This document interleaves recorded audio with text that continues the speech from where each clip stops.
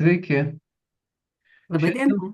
pas mus svečiuose Ona Gilytė, e, pradirbusi kalėjimų departamente 24 metus ir puikiai pažįstanti, kas vykstagi su tais vyrais laisvės atėmimo vietose. Tai suteikiame žodį Onai. Gal pradžiai tada prisistatykit, kaip jums pavyko patekti ir tada jau galėsite pereiti prie to, ką jūs ten atradot, pamatėt ir ką mes turėtumėm žinoti, kad galėtumėm padėti tiems vyrams. Prašom.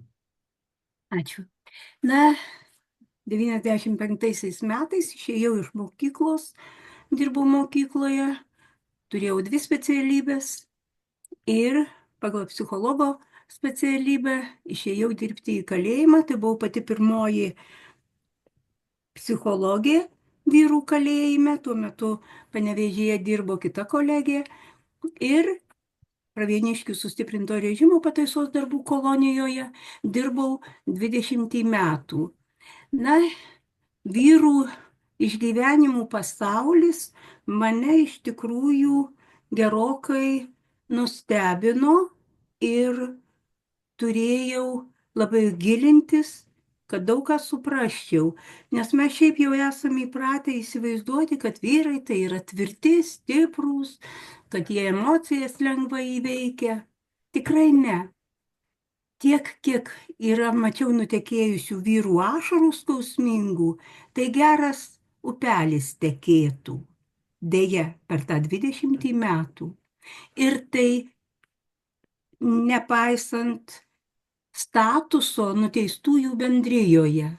Emocijos visiems yra begaliniai svarbios ir labai labai veikia jų gyvenimą. Žinoma, pirmiausia, tai laisvės suvokimas, laisvės netektis ir suvokus, kai ateina į įkalinimo vietą, tenka praktiškai kiekvienam landžioti po laisvės, nelaisvės labirintus.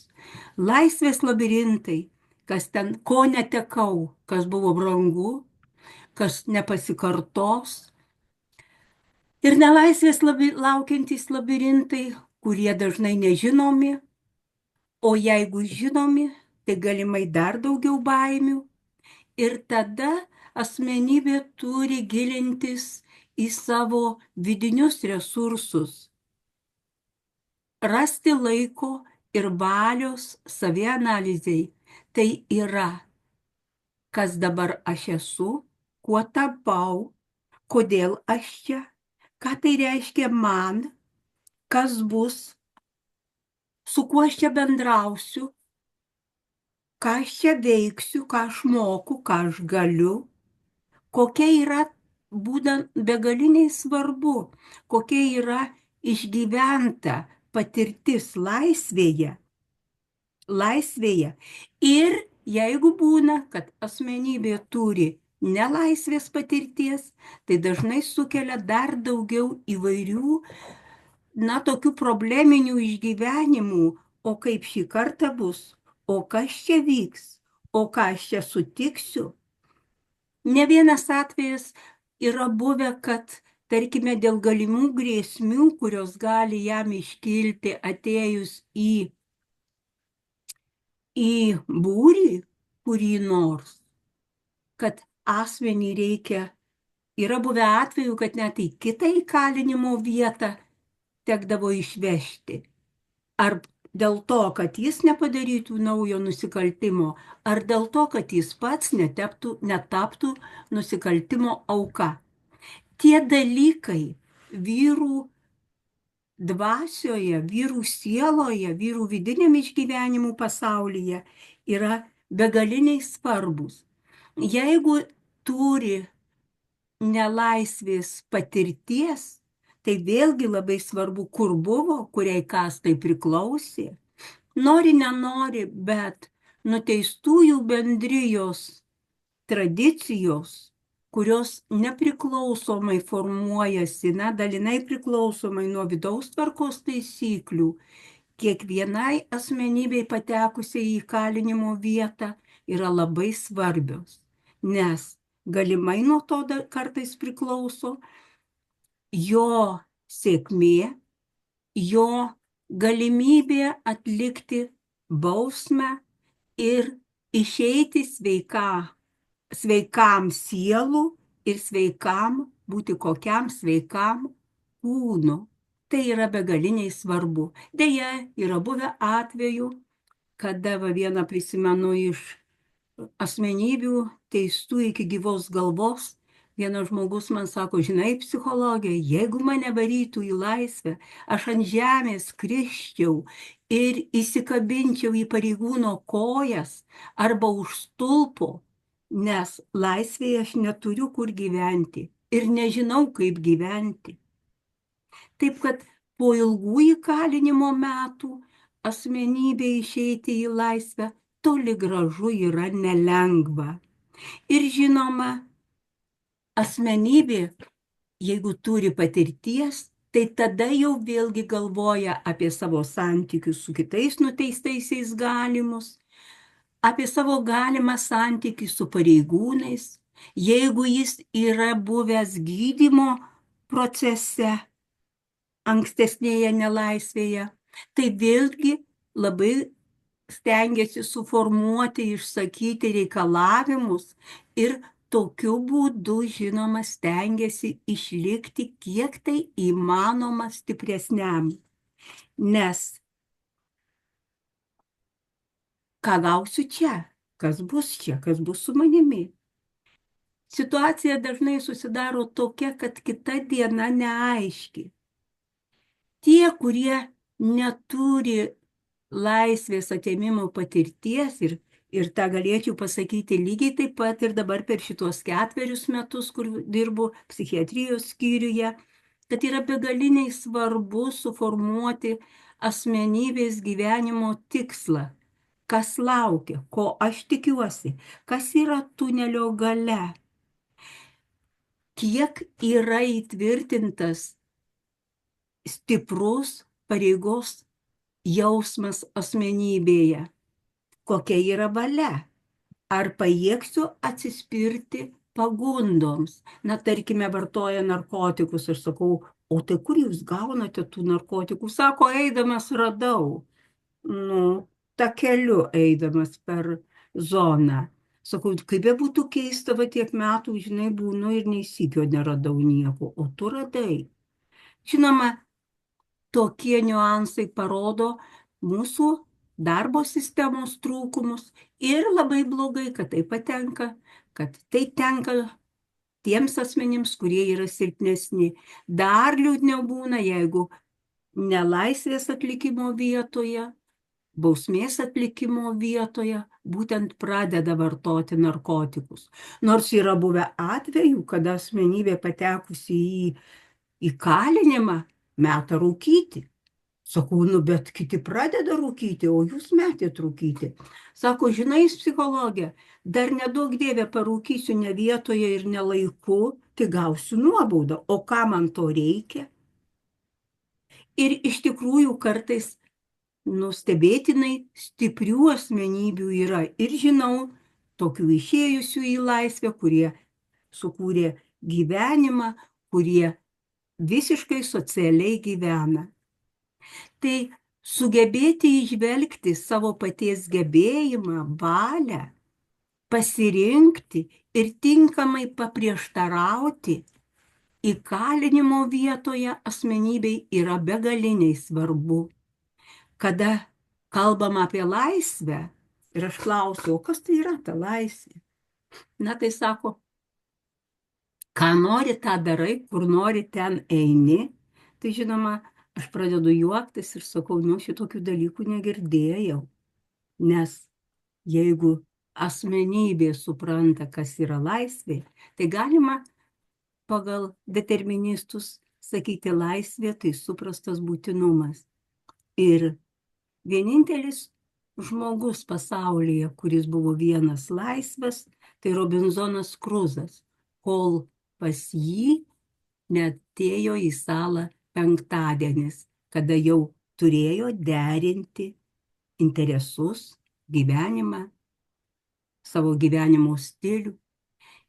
Patekusiems į įkalinimo vietą vienas ypatingai svarbus niuansas tai yra santykis su artimaisiais žmonėmis, su šeimos nariais. Pirmiausiai, žinoma, su žmona.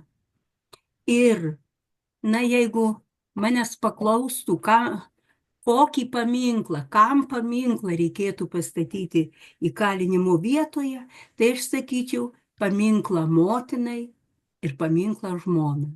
Deja, žmonos neretas atvejas per įkalinimo laikotarpį, net atrodo santykiai būna ir labai geri, palieka savo žmogų, bet motina nepalieka niekada.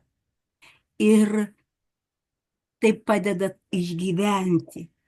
Taip pat santykis su vaikais, su abiem tėvais. Tėvo stiprybė begaliniai reikalinga, broliai, seserys, su seneliais.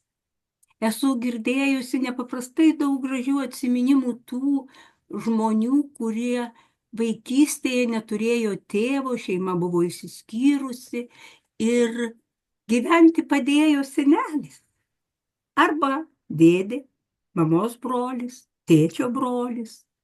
Tai yra begaliniai svarbus niuansai asmenybei patekusiai į nelaisvę. Nesvarbu už kokį nusikaltimą, nes priimant asmenybę apie nusikaltimą galvoti ir neturime teisės, ir neetiška.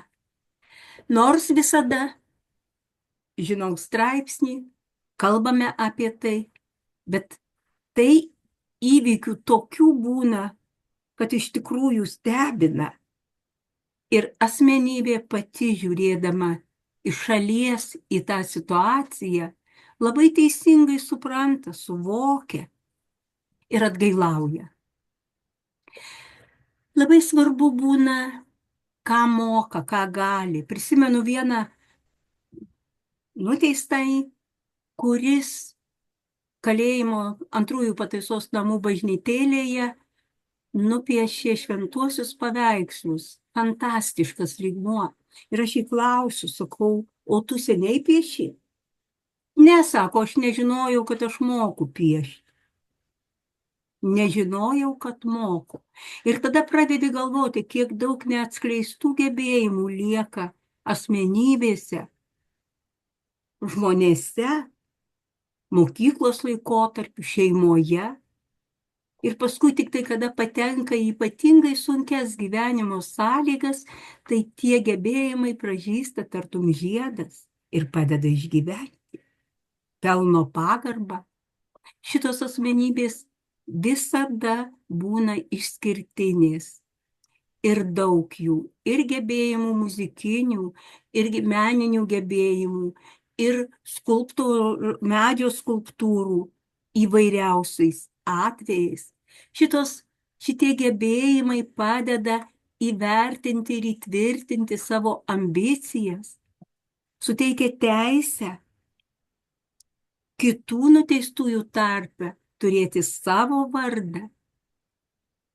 Žinoma, tuo laikotarpiu buvo toks pavaduotojas Lionius Demjanovas, kuris nepaprastai daug dėmesio skyrė šitų asmenybių gebėjimams ir aš tą laikotarpį prisimenu kaip tikrai labai gražų visose srityse ir sporto, ir meninių gebėjimų raiškoje ir labai daugam padėjo išgyventi. Žinoma, begaliniai svarbi yra nuostata laikytis elementarių vidaus tvarkos taisyklių, nes už šitą nesilaikymą gaunamos nuobaudos deja neatveria durų į laisvę. Įdomus dalykas būna vyrų gynybiškumas, kada, kalbant apie nusikaltimą, siekia sukurti idealesnį savo asmenybės įvaizdį, kitaip inkriminuoja, kitaip pavaizduoja nusikaltimo situaciją. Aš tokiais atvejais sakydavau, žmogau, ką tu besakysi, aš tavimi tikiu. Žinote, yra buvę atvejų, kada po mėnesio viena asmenybė net po metų, ten iš tokių žiaurių nusikaltimų, po metų atėjo ir sako, žinai, psichologė, aš tau melavau. Ir tada pasakojo teisybę. Ir šitas vidinis kaltės jausmas jį matyt persekiojo visus metus. O šiaip tai būna, aš tada pajuokavau, aš kitaip pasakiau, bet jau tada vėlgi galima paliesti tą nuogą teisybę, kuri tikrai priveda neretai prie ašarų, priveda prie išgyvenimų ir paklausia, ar aš galėsiu kitą kartą ateiti. Taip, žinoma.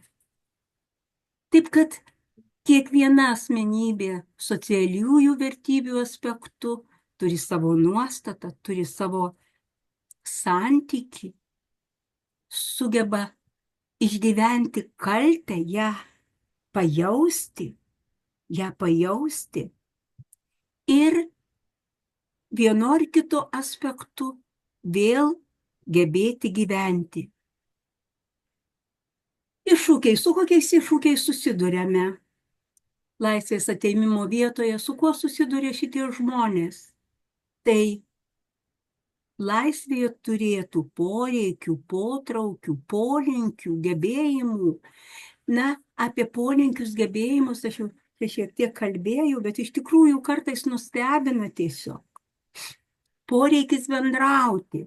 Žinoma, amžiaus cenzas dirbančios specialistės įkalinimo vietoje labai svarbus, patirties cenzas, tvirtybės nuostatos ir sukurti adekvatų santykį, kad ir žmogus būtų ramus, ir specialistė būtų, taip pat rami, nes vyrų kalėjime dirbant iškyla įvairiausių niuansų. Vieną papasakosiu, mano kolegė vėliau, psichologė, be galo graži, aš užeinu pas ją į kabinetą, rožių puokštė, gal 7 rožės, didelės, gražios. Aš sakau, iš kur tu jas ėmei? Jis man sako, atnešė, sakau, kas? Tas ir tas. Sakau, palauk, tuoj. Aš jį pasikviečiau. Sakau, tai ką, nešėjai kolegiai rožės? Nešiau, o ką? Ar negalima atnešti psichologiai rožių? Sakau, galima, bet man kažkodėl tų rožių neatnešti. Kažkokią progą atnešė ir man, žinoma, tada jau buvo galima kartu pasijuokti. Tai tas santykio kūrimas, toks dorų tokių nuostatų pagrindų, begaliniai daug ką reiškia. Nervų sistemos jautrumas. Taip, begaliniai svarbus dalykas, kaip asmenybė geba reaguoti į reikalavimus, į paliepimus, į nuostatas. Ir kartais sako, mane pareigūnai išprovokavo. Pareigūnams provokuoti nėra reikalo, bet asmenybė ypatingai jautrios nervų sistemos daugelį reikalavimų supranta kaip provokaciją. Kažkodėl iš jo reikalauja daugiau, o iš kito mažiau. Tai kaip čia dabar yra, tai aš ieškosiu teisybės ir taip toliau.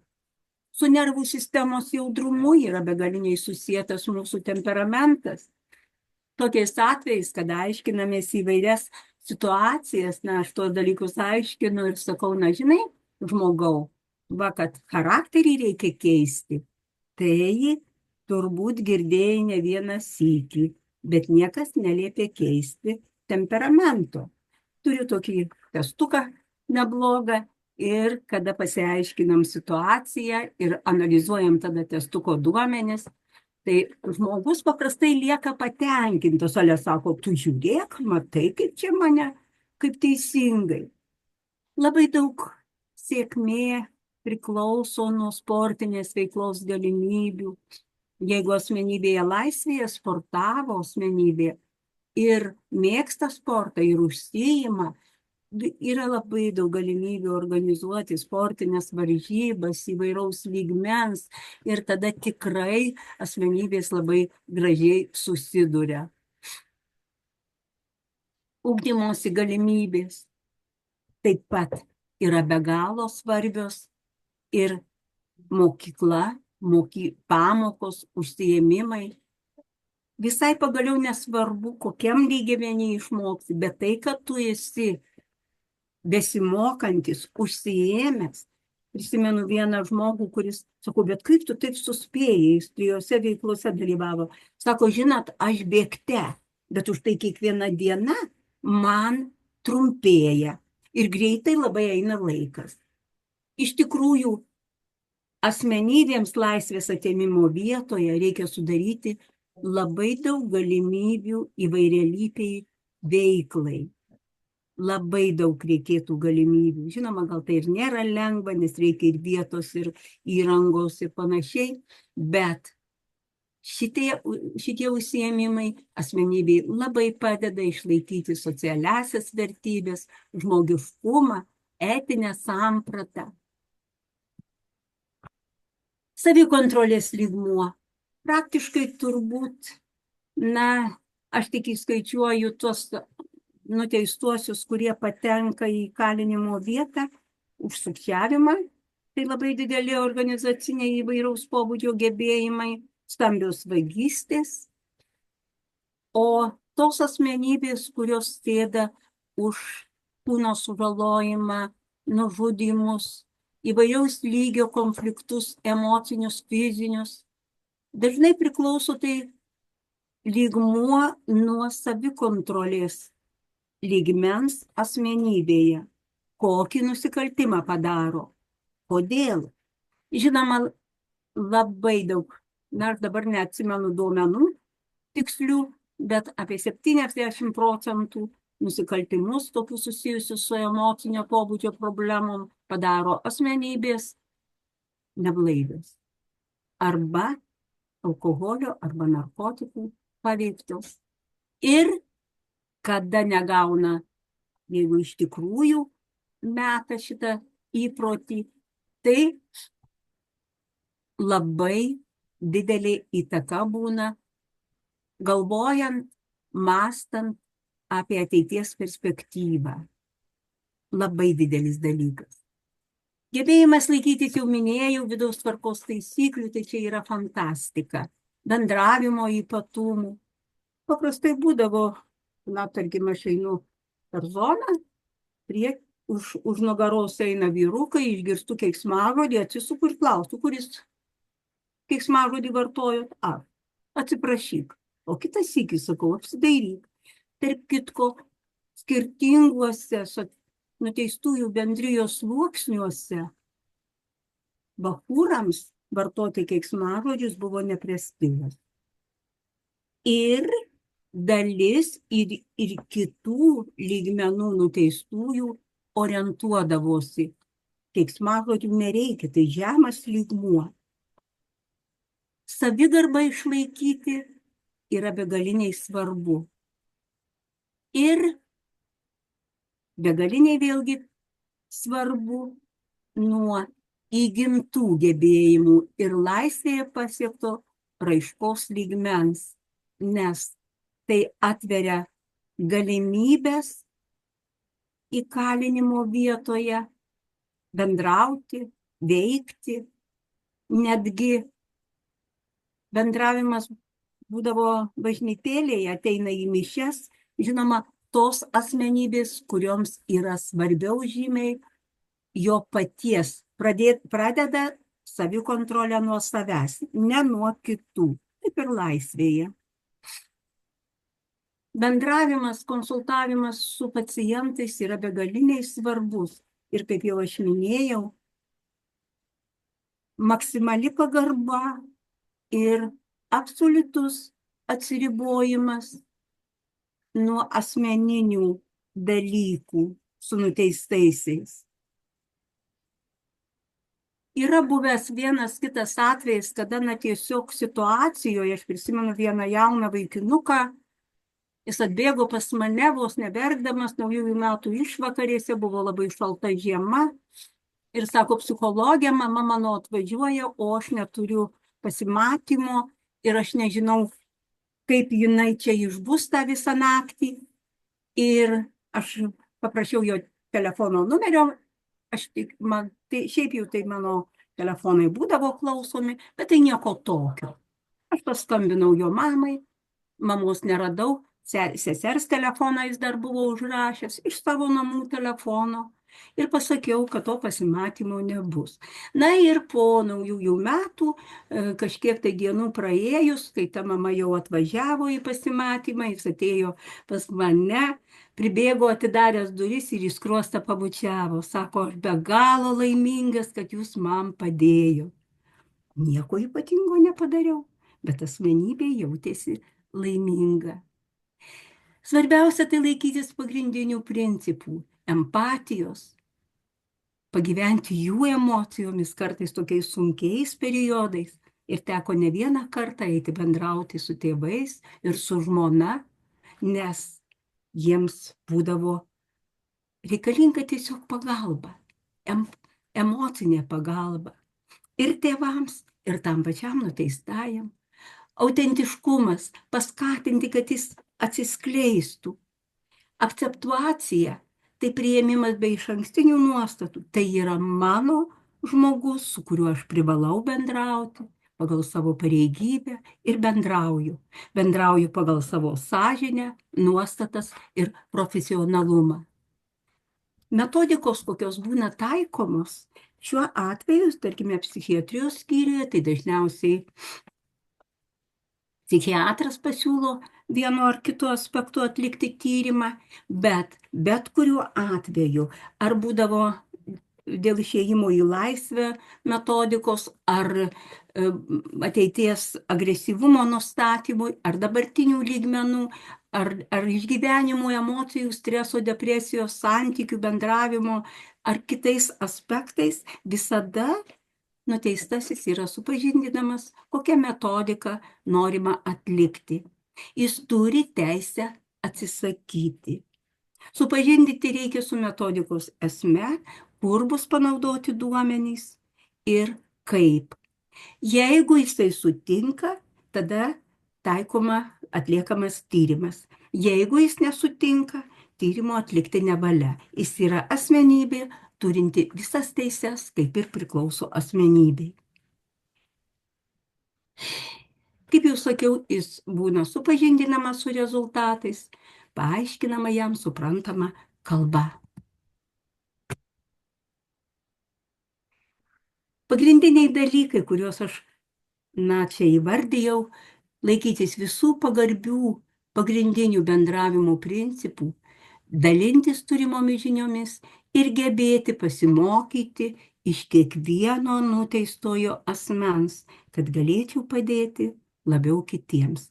O būna įvairių niuansėlių, čia žinoma galima romaną prirašyti. Ačiū. Ačiū Jums labai, gerbiama Onute, už tokį gražų pristatymą ir tikėsimės, kad Jūs išgirs ir Jūs galėsit pasidalinti su kitais specialistais savo tais įrankiais, su kuriais Jūs dirbate su šitais žmonėmis. Ačiū visiems ir iki pasimatymą. Linkiuosi.